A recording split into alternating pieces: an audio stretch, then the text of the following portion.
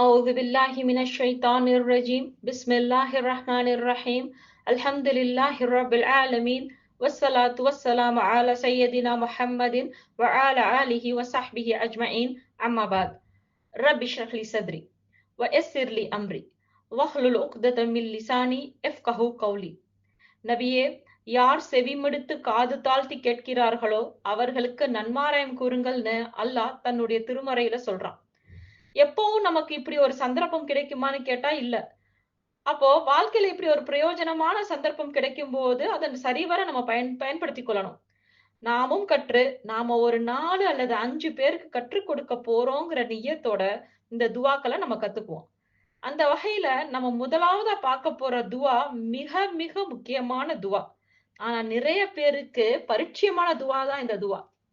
நம்முடைய இம்மை மறுமை வாழ்க்கைக்கு ரெண்டையுமே உள்ளடக்கி கேட்கக்கூடிய துவா அது.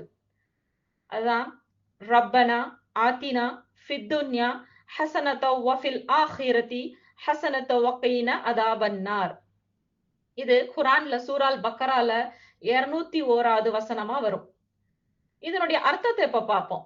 ரப்பனா, எங்களுடைய இறைவா, ஆத்தினா ஃபித்துன்யா ஹஸனா, இம்மையில் எங்களுக்கு அழகியதை தா, அதாவது நன்மையை தா.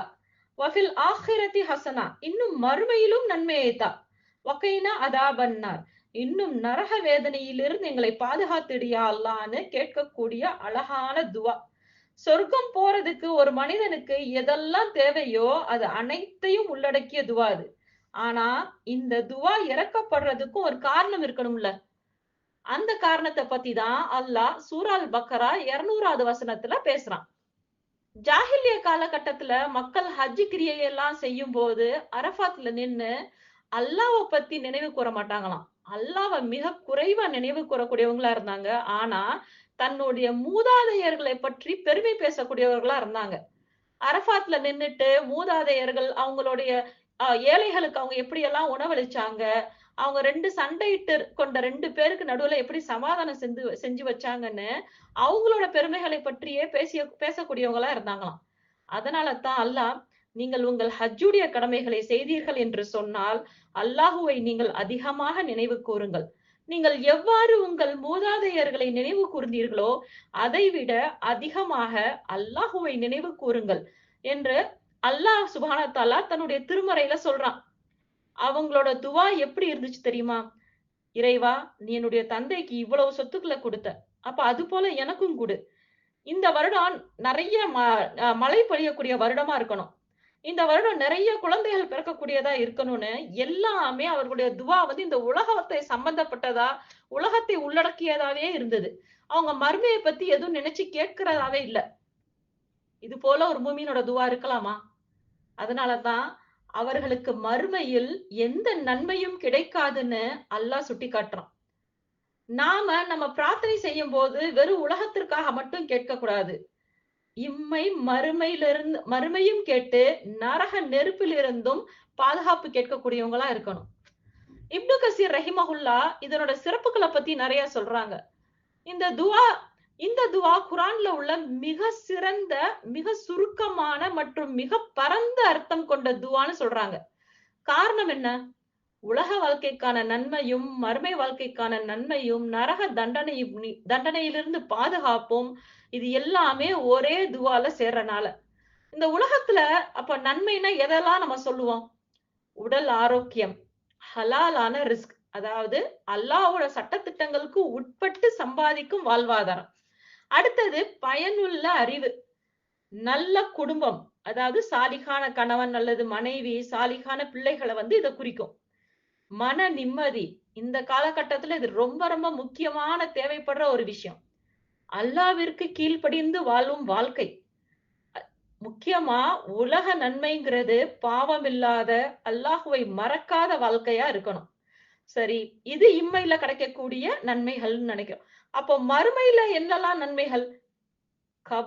கபரில் பாதுகாப்பு, கியாமத் நாளன்று கேள்வி கணக்கு லேசாக்கப்படுறது, பாவங்கள் மன்னிக்கப்படுறது, நரகத்திலிருந்து விடுதலை, ஜன்னத்தில் நுழைவது, அல்லாஹுவின் திருப்தியை பெறுவது. சொர்க்கம் கிடைக்கிறன்றது எவ்வளவு இன்பமோ அதை விட சொர்க்கத்துல அல்லாஹ்வை நம்ம போய் பார்க்கிறோம் பாருங்க. அதுதான் உச்சக்கட்ட இன்பமா இருக்கும். அது அல்லாஹ்வை பார்த்து அல்லாஹ்வோடு பேசுறதுக்கான ஒரு சந்தர்ப்பம். இதுதான் உண்மையான வெற்றி. யார் நரகத்திலிருந்து காப்பாற்றப்பட்டு ஜன்னத்தில் நுழைக்கப்படுவானோ அவனே வெற்றி பெற்றவன்னு நம்மை படைத்த இறைவனே சொல்றான். ஜாகில்ய காலத்துல நம்முடைய மூதாதையர்கள் போல உலக நன்மை மட்டும் கிடைச்சு மறுமை நன்மை கிடைக்கவில்லைன்னு வச்சுக்குவோம். நாம தான் மிகப்பெரிய நஷ்டவாளி ஆயிடுவோம் சகோதரிகளா. ஆக ஒரு முஸ்லிம் உலகத்தை மட்டும் கேட்கக்கூடாது, மறுமையை மறக்கவும் கூடாது. ரெண்டையும் சமநிலையில் கேட்கக்கூடியவங்களா இருக்கணும். நபி ஸல்லல்லாஹு அலைஹி வஸல்லம் அடிக்கடி இந்த துஆவை கேட்கக்கூடியவங்களா இருந்தாங்க. ஹஜ்ஜுடைய காலகட்டத்துல அதிகமா சொல்லப்பட்ட துஆவும் இதுதான். சரி, இந்த துஆவை எப்பலாம் ஓதலாம்? இந்த துஆவ தவாஃப் செய்யும்போது ஓதலாம். அதாவது காபத்துல்லா வலம் வரும்போது நம்ம ஓதலாம். ஒவ்வொரு தொழுகைக்கு பிறகும் ஓதலாம். தினசரி துஆவலையும் ஓதிக்கலாம். நமக்கு ஒரு விஷயத்துல பயமோ, குழப்பமோ, எதிர்காலத்த நினைச்சு கவலைப்படும் போது இத ஓதிக்கலாம். சரி, இந்த துஆவோட அர்த்தத்த நம்ம பார்த்தோம். அது இறக்கப்பட்ட பின்னணி, இந்த துஆவ எப்படி பொருளுணர்ந்து வந்து கேட்கணும்ன்றதெல்லாம் பார்த்தோம். அது எந்த காலகட்டத்தில எல்லாம் ஓதலான்றதையும் கத்துக்கிட்டோம். இன்ஷா அல்லாஹ். இத மனனம் செய்யக்கூடியவங்களா நம்ம இருப்போம். அடுத்த துஆவுக்கு வர்றதுக்கு முன்னாடி இன்ஷா அல்லாஹ் எதை படித்தோமோ அதன்படி செயல்படக்கூடிய மக்களாக உங்களையும் என்னையும் அல்லாஹ் ஆக்கி அருள வேண்டும் என்று துஆ செய்தவளாக இந்த உரையை முடிச்சுக்கிறேன். وآخر دعوانا والحمد لله رب العالمين. السلام عليكم ورحمة الله وبركاته.